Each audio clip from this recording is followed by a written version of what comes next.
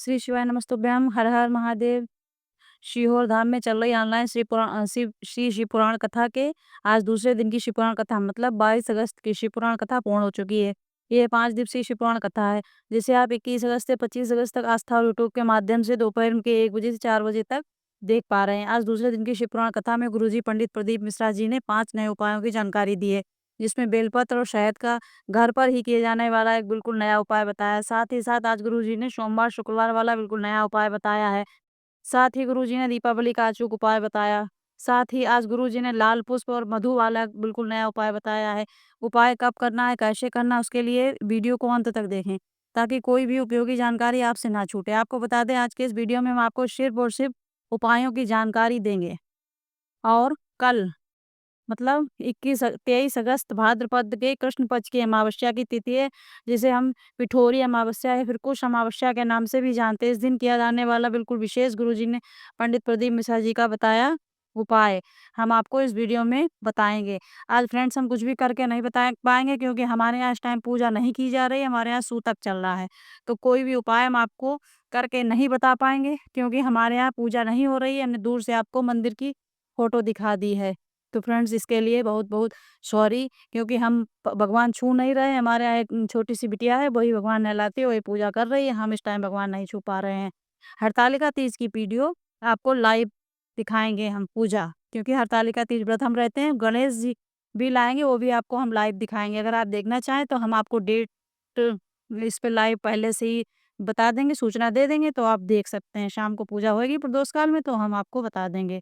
आइए बढ़ते हैं अब आज के मेन टॉपिक की ओर। इस दिन किया जाने वाला बिल्कुल विशेष गुरुजी पंडित प्रदीप मिश्रा जी का उपाय भी आपको इस वीडियो में बताएंगे, इसलिए वीडियो अंत तक देखें, ताकि कोई भी उपयोगी जानकारी आपसे ना छूटे। बढ़ते हैं बिना किसी देरी के बिल्कुल नए और पहले विशेष उपाय की ओर। बिल्कुल नए उपाय की जानकारी देते हुए आज गुरुजी ने कहा कि सोमवार और शुक्रवार का दिन माता लक्ष्मी को प्रसन्न करने वाला होता है। हमने माता लक्ष्मी की फोटो लगाई है अपने वीडियो में, होता है। और इस दिन आपको एक उपाय करना है। आपको एक कटोरी में मधु मतलब शहद हनी लेना है, और इस शहद में आपको थोड़ी-सी मात्रा मिल रही है, थोड़ा-सा ही रख रहे हैं कटोरी में तो भी चलेगा। इस शहद के पास आपको एक लाल पुष्प रख देना है, और यह पूरा उपाय करते समय आपको माता लक्ष्मी का स्मरण करते रहना है, मन में ही मंत्र का जाप करते रहना है। और अगला दिन जो होगा, मतलब अगर आप ये उपाय सोमवार के दिन कर रहे हैं तो मंगलवार के दिन, अगर शुक्रवार के दिन कर रहे हैं तो शनिवार के दिन, अगले दिन आपको उस शहद और पुष्प का विसर्जन कर देना है। ऐसा आपको लगातार 5 या 7 सोमवार या शुक्रवार करना है। ये उपाय करके देखिएगा, आपके घर में कभी भी धन संपदा की कमी नहीं हो सकती है। माता लक्ष्मी का सदैव आप पर आशीर्वाद बना रहेगा, परिवार पर आशीर्वाद रहेगा, जीवन में उन्नति ही देखने को मिलेगी। बढ़ते हैं दूसरे विशेष उपाय की ओर। आज की शिव पुराण कथा में गुरुजी ने एक और नया उपाय की जानकारी दी है, जो कि संपदा वृद्धि करने वाला है। बिल्कुल नया उपाय है, और ये उपाय शुक्रवार के दिन गुरुजी ने करने को कहा है।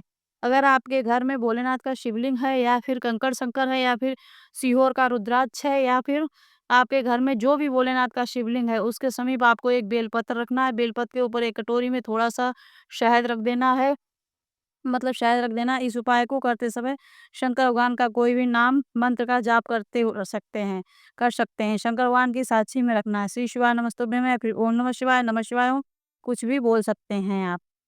गुरुजी ने ये उपाय 3 या 5 शुक्रवार करने को कहा। धीरे-धीरे संपदा वृद्धि होनी शुरू हो जाएगी। आपको लाभ ज़रूर देखने को मिलेगा। धन संपदा प्राप्ति के लिए, धन संपदा वृद्धि के लिए जितने भी उपाय होते हैं, उनमें से धन प्राप्ति के धन संपदा वृद्धि के जितने भी उपाय होते हैं, उनमें कर्म प्रधान भी होता है। आपको कर्म तो करना पड़ेगा। भोलेनाथ का आशीर्वाद प्राप्त होगा, माता लक्ष्मी का आशीर्वाद प्राप्त होगा, और आपको जीवन में उन्नति और धन संपदा ज़रूर देखने को मिलेगी, भले ही देर से मिले। जैसे हमको भोलेनाथ बहुत ही हम बिल्कुल बता नहीं सकते कितना परेशान हो जाते हैं, तब भोलेनाथ हमारी सुनते हैं। लेकिन हाँ, सुनते हैं, कभी दुखी नहीं होने देते हैं। तो आप भी भोलेनाथ पे विश्वास रखिए और कर्म कीजिए। गुरुजी ने कहा कि दीपावली का सबसे असरदार माता लक्ष्मी को प्रसन्न करने वाला उपाय कौन-सा है? इसकी जानकारी देते हुए गुरुजी ने कहा कि लोग दीपावली के दिन माता लक्ष्मी को 56 भोग लगाते हैं। कई प्रकार के मिष्ठान फल अर्पित करते हैं, पर दीपावली के दिन अगर पान के पत्ते में 1 बूंद शहद का भी भोग लगा दिया जाए, तो जीवन में कभी भी धन संपदा की कमी नहीं होती है। ये पिछली बार भी महाराज जी ने बताया था शायद। यह निश्चितता है। बढ़ते हैं आज की कथा की चौथी विशेष जानकारी की ओर। 23 अगस्त मतलब कल का दिन बहुत ही विशेष है। शनिवार का दिन है, भाद्रपद के कृष्ण पक्ष की अमावस्या की तिथि है।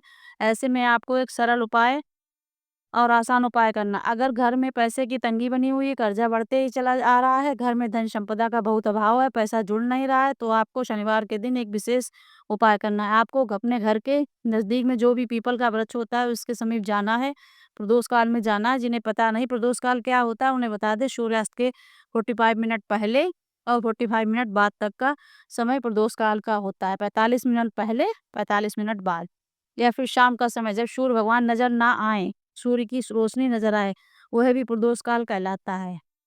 तो प्रदोष काल में आपको पीपल के वृक्ष के नीचे जाकर एक गोल बाती का दीपक प्रज्वलित कर देना है। घी का या तेल का, जो आपको ठीक लगे उसका दीपक आप लगा सकते हैं। बस इतना ही करना है।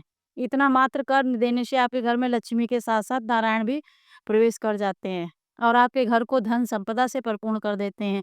बढ़ते हैं पांचवी विशेष जानकारी की ओर, कि जो कि 23 अगस्त अमावस्या के दिन किया जाने वाला गुरुजी पंडित प्रदीप मिश्रा जी का एक विशेष उपाय है, जिसे करने से आपको क्या लाभ प्राप्त होता है।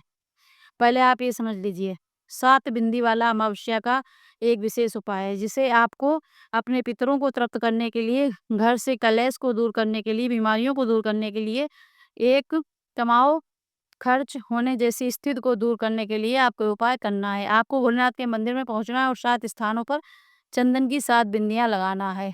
अगर आपके पास चंदन नहीं है तो आप अष्टगंध चंदन का भी उपयोग कर सकते हैं। पहली बिंदी आपको शिवलिंग में जो गणेश भगवान का स्थान होता है वहां पे लगाना है। दूसरी बिंदी आपको शिवलिंग में जो शरण कार्तिकेय का स्थान भगवान का स्थान होता है वहां लगाना है। तीसरी बिंदी आपको शिवलिंग में माता अशोक सुंदरी के स्थान पे लगानी है। चौथी बिंदी आपको शिवलिंग का जो कटी भाग होता है वहां पर माता पार्वती का जो हस्तकमल होता है वहां पे लगाना है। पांचवी बिंदी आपको ऊपर बंधी हुई जलाधारी पर लगाना है। अगर शिवलिंग के ऊपर जलाधारी नहीं बंधी है तो शिवलिंग पर ही शंकर भगवान की पांचों बेटियां जया, विशाला, शामली वाली, दोतली, देव का नाम लेते हुए लगा सकते हैं। इसके बाद छठी बिंदी आपको नंदी भगवान के सींगों पर लगाना है। सींगों पर, नंदी भगवान के सींगों में, दोनों सींगों में आप बिंदी लगा दें। इसके बाद सातवीं और अंतिम बिंदी आपको शिवलिंग पर लगा देनी है। बस इतना ही करना है। फ्रेंड्स, आप कीजिए, हमारे यहाँ तो सूतक है, हम तो कर नहीं सकते हैं, आप कीजिए, बोले अब आपकी मनोकामना पूरी करें। बस इतना ही करना है। मात्र इतना कर देने से भोलेनाथ के साथ साथ पितरों का भी आपको आशीर्वाद प्राप्त होता है।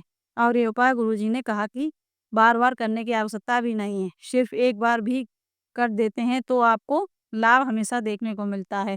घर में पैसा जुड़ता है, कलेश दूर होता है, बीमारियां दूर होती हैं और घर में पॉजिटिविटी देखने को मिलती है। ये उपाय आपको 23 अगस्त को अवश्य करना है। बढ़ते हैं छठी विशेष जानकारी की ओर, जो कि गुरुजी का बताया विशेष उपाय, जिसे आप 23 अगस्त अमावस्या के दिन काशी विश्वनाथ का नाम लेते हुए कर सकते हैं। शनिवार के दिन किया जाने वाला ये विशेष उपाय है।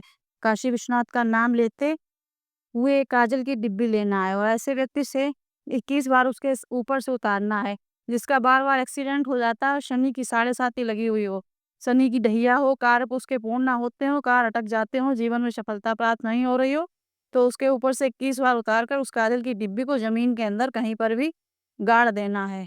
बस इतना ही करना है। पूरा उपाय करते समय आपको काशी विश्वनाथ भगवान का नाम स्मरण करना है। बढ़ते हैं 7वीं विशेष जानकारी की ओर। गुरुजी पंडित प्रदीप मिश्रा जी ने आगामी शिव पुराण कथाओं की जानकारी दी है। कुछ नई कथाओं को शामिल किया है। 6 शिव पुराण कथाओं की जानकारी इस प्रकार: 1 से 7 सितंबर तक श्रीमद् भागवत कथा अग्रवाल धर्मशाला में होगी 1 से 4 बजे तक। 9 से 15 सितंबर तक भीलवाड़ा राजस्थान में शिव पुराण कथा होगी। श्राद्ध पक्ष की पहली शिव पुराण कथा है। 17 सितंबर से भी शिव पुराण कथा होगी। इसके जगह की घोषणा गुरुजी जल्द ही कर देंगे। 3 से 9 अक्टूबर 2025 तक जलगांव महाराष्ट्र में शिव पुराण कथा होगी। 12 से 16 अक्टूबर तक सिवनी के अष्टगांव माता मंदिर निर्मल टेकरी के चरणों पर शिव पुराण कथा होगी। 4 से 8 नवंबर 2025 तक श्रीलंका में शिव पुराण कथा होगी। धनौरा छत्तीसगढ़ में भी कथा होने वाली, बहुत ही साधारण परिवार करा रहा है, आनंद की प्राप्त होगी। श्री शिवाय नमस्तुभ्यम। बढ़ते हैं आज की अंतिम जानकारी की ओर। क्या आप जानते हैं नर्मदेश्वर शिवलिंग इतना पवित्र और शक्तिशाली क्यों है कि इसे प्राण प्रतिष्ठान की भी बिल्कुल आवश्यकता नहीं होती। इस शिवलिंग पर चढ़ाया गया जल और प्रसाद का आप आचमन कर सकते हैं और अपने जीवन में सुख, शांति और समृद्धि को प्राप्त कर सकते हैं। घर में नवदेश शिवलिंग स्थापित करने से नकारात्मकता घर से दूर होती है। भगवान शिव की कृपा आप पर हमेशा बनी रहती है। अगर आप नर्मदेश्वर शिवलिंग को खरीदना चाहते हैं तो आप बताइए। श्री शिवाय नमस्तुभ्यम। फ्रेंड्स, हम हरतालिका तीज का व्रत रहते हैं, तो 26 अगस्त को हरतालिका तीज व्रत है। अब लाइव दिखाएंगे आपको, डाल देंगे, पहले ही नोटिफिकेशन आ जाएगा आपके पास। कंडीशन अगर हमारी ख़राब नहीं हुई फ्रेंड्स, हमारी बहुत तबीयत ख़राब हो जाती है। निर्जला व्रत रहना, लेकिन ये ऐसा व्रत है छोड़ा भी नहीं जाता, तो रहते हैं। अगर सही बने रहे हम, तो हम आपको लाइव दिखाएंगे, नहीं तो वीडियो तो फिर डालेंगे ही दूसरे दिन। वेट करना, अगर सही रहे तो हम आपको रात की पूजा और सुबह की भी, शाम की पूजा सब बताते हैं, पर प्रातः काल की जो पूजा 4 बजे की होती है वो कोई नहीं दिखाता, उसको हम आपको दिखाएंगे। उसकी वीडियो हमारे पास पिछले साल की है, वो अभी हम किसी दिन आज कल में डालेंगे, तो वो आप अगर देखना चाहें। गणेश जी जो है वो 27 तारीख को आएंगे, स्थापना होगी, हम गणेश जी भी लाते हैं। उनकी अगर आपको जानकारी चाहिए कि गणेश जी कैसे लाएं, कैसे उनका पूजन करें, या फिर जैसे अनंत चतुर्दशी 6 को है, तो 6 तक रखना है कि कम दिन हम 6 तक नहीं रख पाते, हम अपनी समस्या के हिसाब से रखते हैं। जैसे अगर हमारी बीच में पीरियड की डेट है, तो हम उस हिसाब से अपना काउंट करके 5 दिन से, अगर नहीं है तो पूरा अनंत चतुर्दशी तक भी रख लेते हैं। उसमें कोई बहुत मेहनत का काम नहीं होता है। बा गन्नू भैया को रखना, हमारे यहाँ तो बच्चे-वच्चे बहुत अच्छे से उनकी पूजा करते हैं।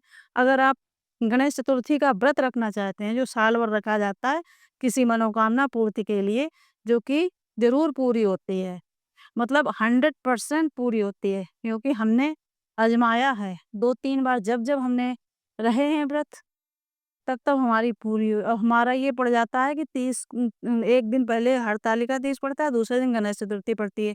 तो हम जिस बार हमारी कंडीशन सही रहती है, वॉमिटिंग्स, उल्टियाँ वगैरह नहीं आने लगती हैं, कमज़ोरी बहुत नहीं आती है, तो दूसरे दिन हम 4 बजे जो है पानी पी कर के अपना निर्जला व्रत हरतालिका का तोड़ देते हैं, और दूसरे दिन फिर गणेश चतुर्थी का व्रत भी उठा लेते हैं। उसमें फिर हम फलाहार वगैरह कर लेते हैं। एक बार हमने बिना पानी, केवल पानी पीकर भी 1-2 बार पानी पिया, और शाम को पूजा करके फलाहार किया, ऐसे भी रहा था।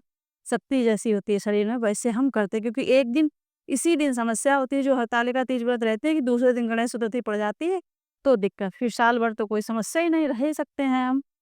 एक करवा चौथ को पड़ जाता है, करवा चौथ में वैसे भी निर्जला रहा जाता है। तो अगर आप रहना चाहते हैं, तो हमें कमेंट करके बताइए, तो हम उसकी पूरी विधि बताएँगे। क्योंकि गणेश चतुर्थी जो व्रत रहा जाता है, वो इसी से शुरू किया जाता है, फिर साल भर नहीं शुरू किया जा सकता। तो अगर आपको चाहिए तो हमें आप कमेंट कीजिए। राधे, राधे, श्री शिवाय नमस्तुभ्यम। नहीं तो ऐसे ही गणपति जी को लाइए और उनका धूमधाम से आगमन कीजिए।